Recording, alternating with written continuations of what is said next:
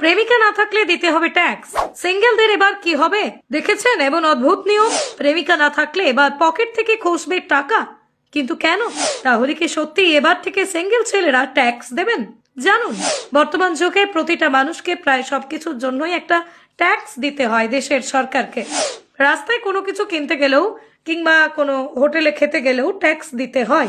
কিন্তু এবার থেকে শুধু ইনকাম এবং সম্পদের উপরে নয়, পাশাপাশি যেসব পুরুষরা এখনো অবধি বিবাহিত, এবার থেকে তাদেরকেও একটা মোটা অঙ্কের ট্যাক্স দিতে হবে রাজ্য সরকারকে।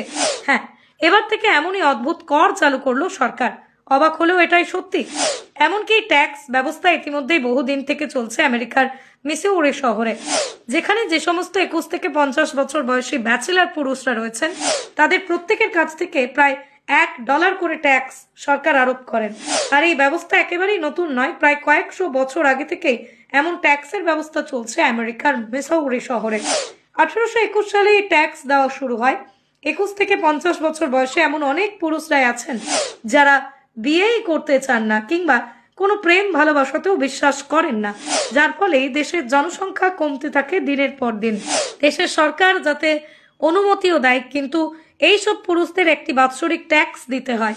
তাই এই করের থেকে বাঁচার জন্যই অনেক অবিবাহিত পুরুষ পার্টনার খুঁজতে বাধ্য হয়। তবে চিন্তার কিছু নেই, এখনো অবধি এই ব্যবস্থা ভারতে অন্তত শুরু হয়নি।